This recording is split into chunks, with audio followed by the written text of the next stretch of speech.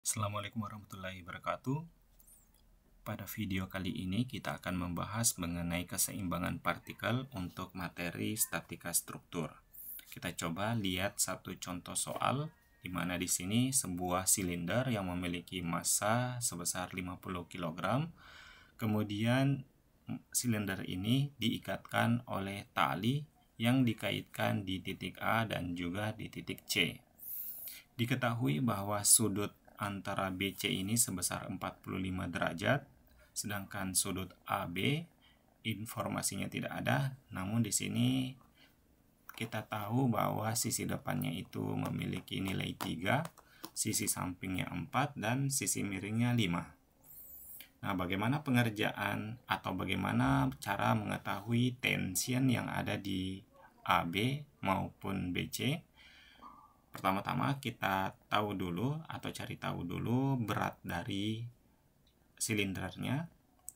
Informasinya bahwa massa 50 kg sehingga beratnya itu 50 dikali percepatan gravitasinya atau nilainya sebesar 490 Newton. Untuk mengetahui tension yang ada di titik AB maupun titik BC, pertama-tama kita kerjakan dulu diagram benda bebasnya.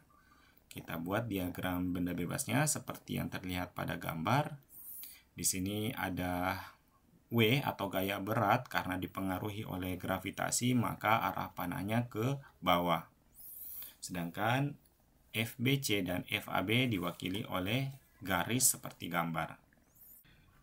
Asumsi kita untuk positif, X berada di sisi kanan dan X negatif jika arahnya di sisi kiri. Demikian halnya Y, Y-nya ke posisi atas itu bernilai positif dan jika ke bawah nilainya negatif. Artinya W-nya ini memiliki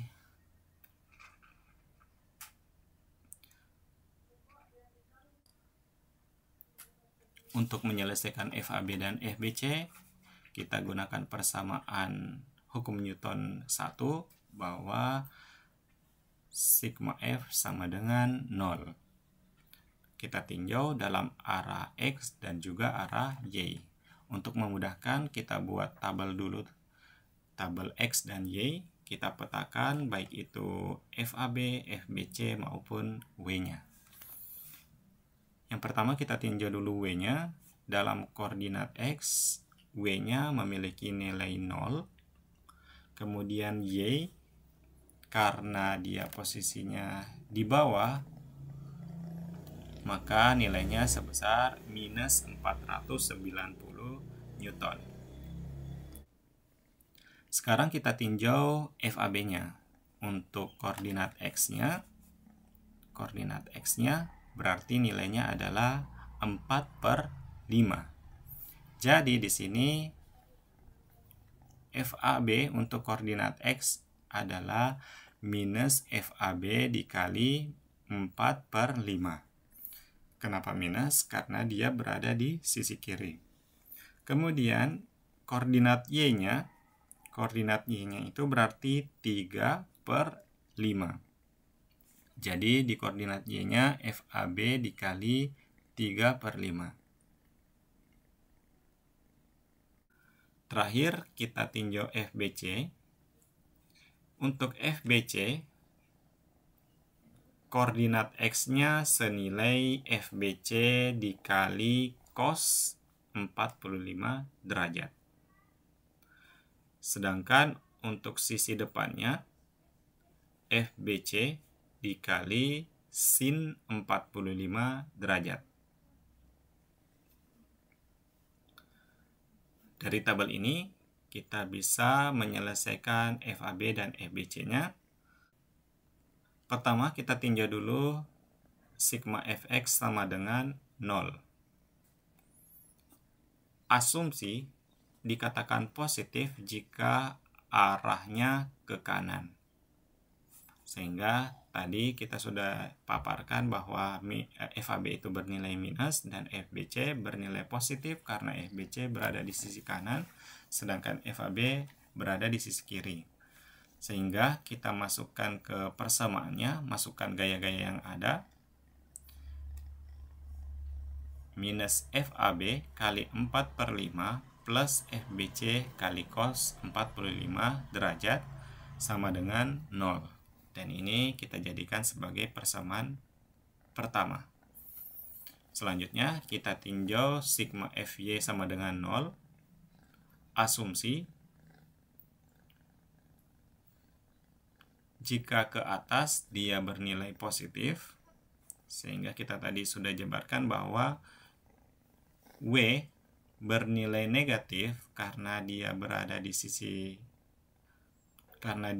di bawah, sedangkan FAB dan FBC nilainya positif karena arahnya ke atas. Kita substitusi masuk sehingga didapatkan persamaan 2, yaitu minus 490 plus FAB dikali 3/5 plus FBC kali sin 45 derajat sama dengan 0.